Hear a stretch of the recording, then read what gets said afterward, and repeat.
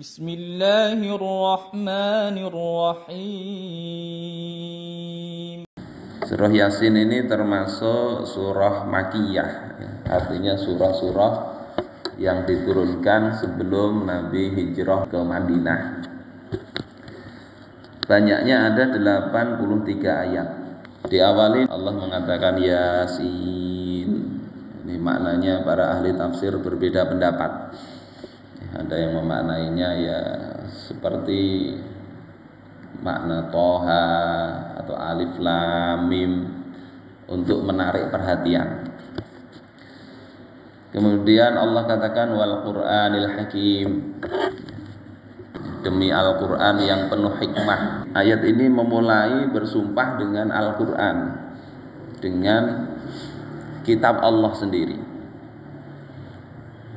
Allah Ta'ala sebetulnya kan tidak perlu bersumpah untuk menyatakan sesuatu. Kita kalau sampai sumpah itu artinya perkara yang akan disampaikan itu penting benar. Penting benar.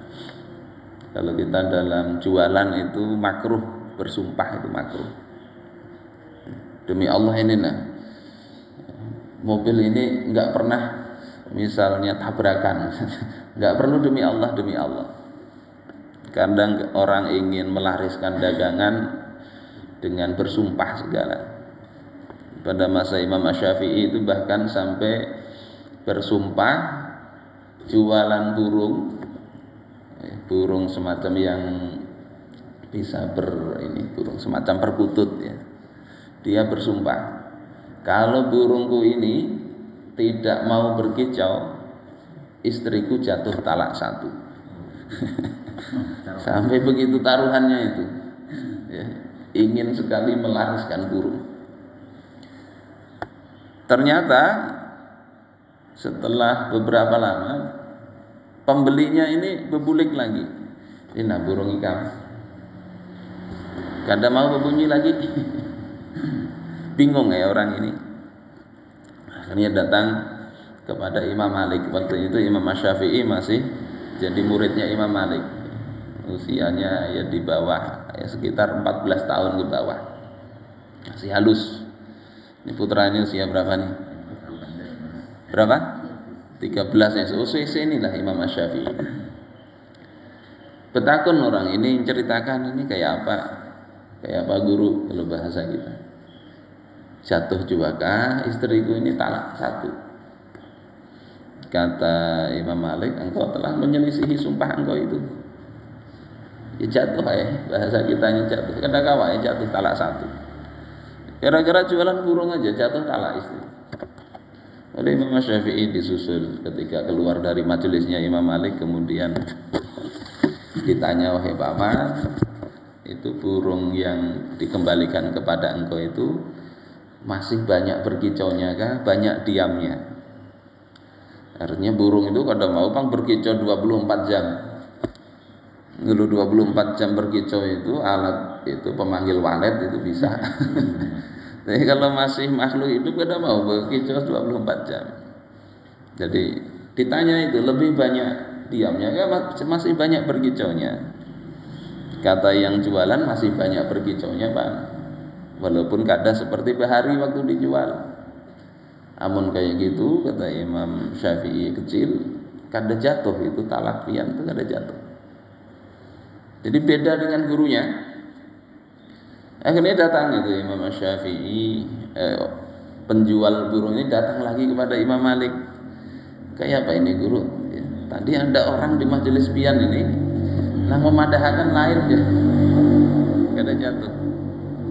Akhirnya Imam Malik tahu kalau ini gawiannya Imam Syafi'i. Ditakoni, kayak apa caranya bisa kada jatuh talak tuh? Kata Imam Syafi'i, ya itu dalilnya dari pian juga, dari Imam Malik juga. Kan pian pernah bepada bahwasanya Nabi SAW pernah didatangi oleh Fatimah binti Qais. Bertakun kepada Nabi, wahai Rasulullah, aku ini dilamar oleh Muawiyah dan Abu Jaham. Menurut pian kayak apa? Lalu Nabi menjawab itu, Amma Abu Jaham fala yadau asahu min atiqi. Adapun Abu Jaham itu tidak pernah meletakkan tongkat dari pundaknya. Tidak pernah meletakkan tongkat dari pundaknya. Maksudnya itu adalah darrabun lin nisa, suka mukul bini. Ada sahabat yang gitu. Bahasa kita apa itu? Temperamen. Kadang-kala salah dikit bini ya catupnya. KDRT jar orang kaya ini. Abu Jaham itu suka mukul perempuan, tapi kalimatnya itu fala yadau aswahu min atiqi. Kalau Muawiyah fasu'lukun la malalahu. Muawiyah itu miskin, enggak banyak punya harta. Ya. Bahkan nikahlah engkau dengan Usamah saja. Jadi ini bab nikah, ketika kita ditakoni, ya, kita tahu ada cacatnya si calon yang diinginkan itu, kita bisa sampaikan. Dan datang misalnya, takun ini kayak apa, itu hendak melamar ulun. Kita tahu orangnya ini itu banyak benar hutangnya yang nagih misalnya, sampaikan aja kepada bapak, ya, kepada bapak. Seperti mana Rasulullah, bukan bermaksud mencela, tapi bermaksud untuk memberitahu kalau mau jadi bininya kayak gitu kondisinya. Terus kayak apa bisa jatuh kaitannya dengan talak itu? Kata Imam Asy-Syafi'i, kita tahu Abu Jaham itu, ya, itu pastilah kalau bawa tongkat itu ya pasti diletakkan. Kadang 24 jam mukuli tongkat aja. Tetapi di hadis itu dikatakan Abu Jaham ini tidak pernah meletakkan tongkat dari pundaknya. Padahal sebagai manusia pasti pernah. Dia tidur pasti juga tidak megang tongkat. Tadi ulun takoni si penjual burung tadi, burungnya itu masih banyak berkicaunya. Artinya sama, kalau banyak itu kemudian diartikan selalu, itu dalam bahasa Arab tidak apa-apa. Karena sering akhirnya dikatakan selalu ya, tidak pernah meletakkan tongkat. Padahal cuma sering. Itu tadi berkicau terus, itu maknanya juga bisa bermakna sering. Kadang berkicau terus ya. Nah, itu dalam bahasa Arab namanya qaidah taghlib.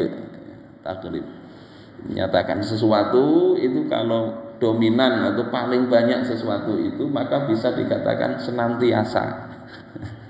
Senantiasa atau terus. Jadi begitu ceritanya. Setelah itu Imam Malik katakan, sudahlah engkau sekarang boleh berfatwa. Jadi usia 14 tahun beliau itu sudah berfatwa, jadi mufti lah kalau bahasa orang sekarang. Itu Imam Asy-Syafi'i. Itu agak melain ceritanya. Saya ingin tegaskan bahwasanya sumpah itu akan menunjukkan bahwasanya perkara yang mau disampaikan itu sangat penting. Nah, Allah Ta'ala itu tidak perlu sumpah-sumpah sebetulnya untuk memberitahukan sesuatu. Sehingga kalau Allah sampai bersumpah, itu artinya penting benar setelah itu. Bukan berarti ayat-ayat yang tidak ada sumpahnya itu tidak penting. Sangat penting, dan orang ada yang ragu. Makanya kalau di dalam surah di juz 30 itu kan banyak sumpah ya. Wasyamsi waduhaha, ya, demi matahari dan waktu duha dan seterusnya. Itu ada ayat misalnya la uqsimu bihadzal balad, aku betul-betul bersumpah dengan negeri ini. Itu kata Allah Ta'ala. Kenapa? Ada orang yang bahasa Jawanya ngeyel, diberitahu kada maasi, sampai Allah bersumpah. Apa yang disumpahkan oleh Allah? Ya, innaka laminal mursalin. Sesungguhnya engkau wahai Muhammad itu betul-betul utusan Allah. Jadi ini yang disampaikan Allah. Jangan kita ragu bahwasanya Nabi Muhammad itu betul-betul utusan Allah. Makanya kalau kita bersyahadat itu tidak cukup dengan ya asyhadu alla ilaha illallah, menyatakan tidak ada Tuhan selain Allah, tidak cukup. Harus yang kedua, wa asyhadu anna Muhammadar Rasulullah. Bahwasanya kita bersaksi juga Nabi Muhammad itu utusan Allah. Maknanya apa? Ikuti jalan kehidupan Nabi Muhammad sallallahu alaihi wasallam. Enggak cukup dengan ketuhanan yang Maha Esa, harusnya tetap harus mengikuti Nabi Muhammad sallallahu alaihi wasallam. Jadi syahadatnya kurang satu kalau cuma mengesakan Allah. Enggak disebut muslim dan enggak akan selamat. Jadi innaka laminal mursalin ala siratim mustaqim, berada di atas jalan yang lurus. Jadi Nabi yang berada di atas jalan yang lurus. Dan seterusnya ini kemudian ayat-ayat berikutnya itu menceritakan orang-orang yang menolak ini. Wasawaun alaihim a'anzartahum am lam tunzirhum la yu'minun. Orang-orang kafir itu sama saja engkau beri peringatan ataupun tidak, la yu'minun, mereka enggak akan beriman. Jadi ada orang-orang kafir tertentu di Makkah yang disinggung oleh ayat ini. Kayak bubuan Abu Jahal, Abu Lahab, itu kan sudah dinyatakan enggak akan beriman, diberitahu. Bahimat memberitahu kada ada maasinya. Nah, di akhir ayat ke bagian pertama itu Allah katakan, inna nahnu nuhyil mauta, sesungguhnya kami itu yang menghidupkan yang mati. Jadi orang yang mati itu akan dihidupkan oleh Allah Ta'ala. Ya, maknanya adalah biba'sihim lil hisab, akan dibangkitkan untuk dihisab yaumal qiyamah, pada hari kiamat. Kemudian wa naktubu ma qaddamu wa atharahum, maknanya adalah naktubu ma qaddamu, yakni apa yang telah mereka lakukan kami akan hisab, kami akan tulis di hari akhir itu. Jadi kadang kita berbuat itu semaunya kadang. Ya. Di dalam tafsir Mukhtasar fit Tafsir, ma qaddamu fi hayatihimud dunya, yakni apa yang telah dilakukan dulu pada kehidupannya di dunia, minal a'malis sholihah was sayyi'ah, dari perbuatan yang soleh dan yang buruk, yang baik dan yang buruk, semua akan ditulis. Ma qaddamu. Kemudian yang kedua wa asarahum.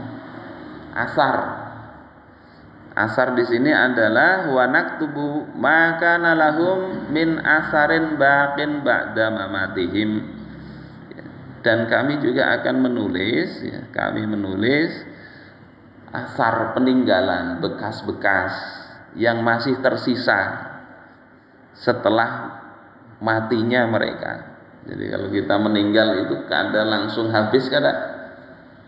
Perbuatan itu ada yang masih tersisa, amal-amal baik itu soleh maupun tidak, itu tetap dihitung, tetap mengalir. Ya, makanya ada pahala jariah.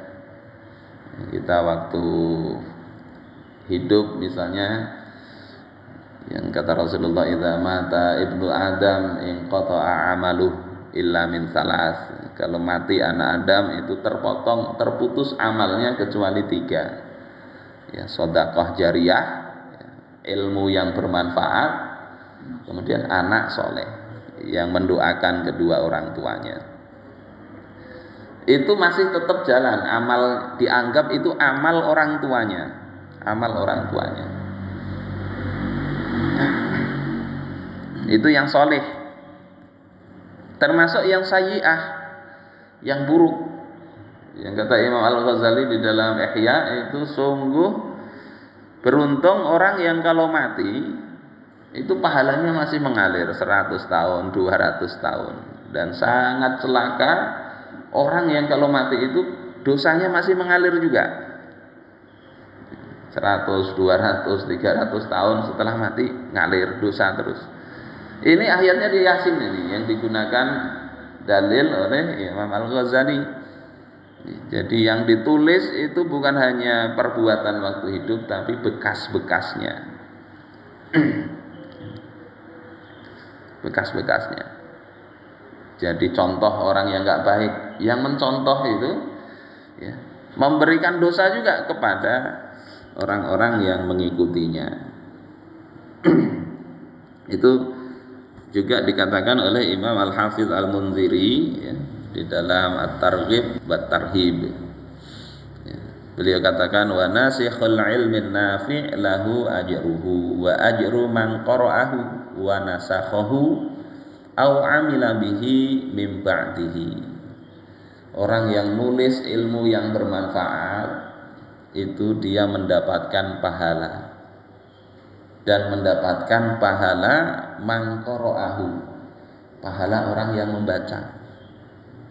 Jadi kita nulis yang bagus, selama tulisan itu ada, kita mati, ada yang baca, ada yang memanfaatkan, maka kita tetap dapat pahala. Nulis di mana kan? Kalau para ulama nulis di kitab. Kalau wayah ini banyak nulis di Facebook, di Twitter, di status dan sebagainya. Kalau itu buruk, kita meninggal itu masih ada orang yang pikirannya rusak gara-gara tulisan kita, maka kita dapat dosanya mengalir terus. Apalagi nulisnya undang-undang, undang-undang, aturan, ya, peraturan pemerintah, peraturan daerah, peraturan menteri dan sebagainya. Ketika itu aturannya menentang aturan Allah, dosanya tetap mengalir itu.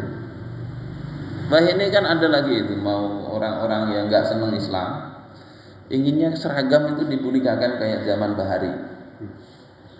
Ya ini yang kalau perempuan binian itu pakai roknya ya selutut. Kalau di sekolah negeri ya, karena sekolah negeri bukan sekolah Islam katanya. Tidak usah pakai berkerudung, ya. Tidak usah nutup aurat. Orang ketika itu misalnya dijadikan aturan, maka yang membuat aturan itu ya, setiap ada pelanggaran terhadap aturan Allah karena didasarkan pada aturan dia ikut ya, mengalir dosa itu. Na'udzubillah, hati-hati ya, kita kalau posisinya begitu. Aturan membolehkan minuman keras ya, minuman keras, khamr, yang kata Sayyidina Utsman itu adalah ummul khaba'is.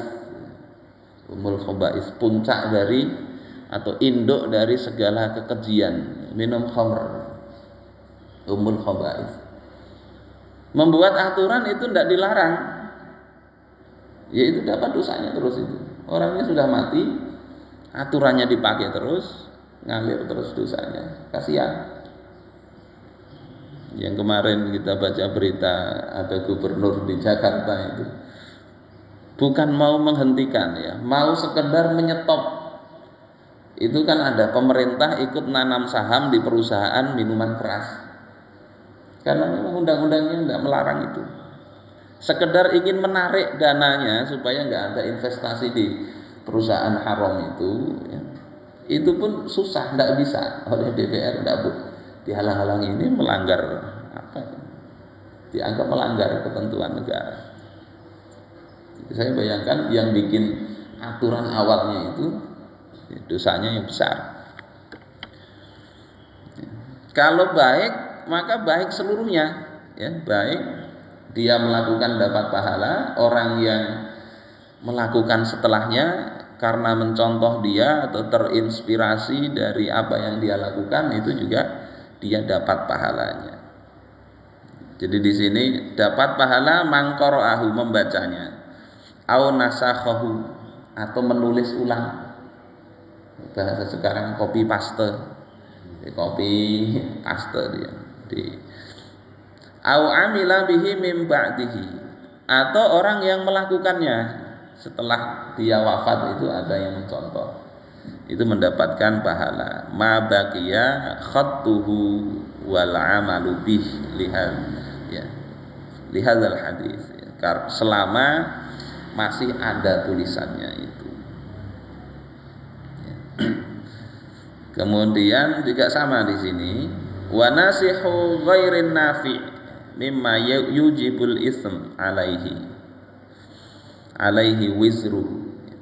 Kemudian orang yang menulis yang enggak manfaat, yang mengakibatkan dosa, alaihi wizruhu, maka baginya dosa itu, wa wizru man qara'ahu au nasakhahu au amila bihi min ba'di ma baqiya khattuhu min ba'dihi ma baqiya khattuhu. Dosa orang yang membaca, dosa orang yang mengamalkan, dosa orang yang mengcopy paste dari tulisan yang tidak benar itu, selama itu masih ada ya, sehingga kita ini hidup ini coba tinggalkan bekas-bekas yang baik dalam kehidupan kita ini. Sementara gawian-gawian yang enggak baik tinggalkan dan coba hapus. Bagaimana menghapusnya? Banyaki kebaikan. Innal hasanat yudhibnas sayyi'at. Sesungguhnya kebaikan itu akan menghapus keburukan. Kalau bahari kayak misalnya Sayyidina Khalid itu memerangi Islam, perang Uhud itu sampai kalah kaum muslimin. Setelah masuk Islam beliau jadi pembela Islam. Kalau sudah terlanjur banyak nulis yang enggak benar, ganti dengan tulisan yang lebih baik. Yang diharapkan itu bisa sepadan nanti di hari akhir ya, atau lebih baik, lebih banyak kebaikannya dari yang keburukan yang sudah terlanjur itu. Dan termasuk kebaikan yang bisa mengalir terus itu adalah tadi bukan hanya ilmu tapi juga harta. Sebagaimana ada riwayat, ada sahabat namanya Sa'ad bin Ubadah dalam Sahih Bukhari. Beliau ini ibunya meninggal dunia, beliau pas enggak bisa menghadiri. Kemudian datang kepada Nabi, aku punya kebun. Apakah kalau ini kusodakohkan untuk ibuku itu bisa untuk ibuku? Rasulullah menyetujuinya. Ini dijadikan dalil yang sangat jelas oleh para ulama bahwasanya sodakoh itu sampai ke mayit. Apalagi kalau dari anaknya, dari orang lain pun bisa. Ya. Jadi pian punya duit sedikit banyak, sodakoh. Sodakoh itu bisa berupa harta, kalau wakaf atau tanah yang kira-kira berjalan terus, selama itu masih ada mengalir itu untuk orang yang sudah wafat. Kalau sedekah apa saja. Ini mungkin ya mudah-mudahan kita semuanya ya diberikan oleh Allah Subhanahu wa taala selama masih hidup ini kita bisa banyak-banyak berbuat baik dan kita pikirkan kebaikan yang bisa mengalir terus. Termasuk tadi ilmu yang bermanfaat yang menasihati orang lain jadi tersadar. Selama orang itu berbuat kebaikan kita dapat juga. Orang yang menunjukkan kebaikan ya, itu mendapatkan pahala seperti pahala orang yang melakukan itu. Ya, tentunya kita enggak hanya nyuruh tapi kita juga lakukan. Ngajak orang sholat, orangnya sholat kita kada lain lagi itu.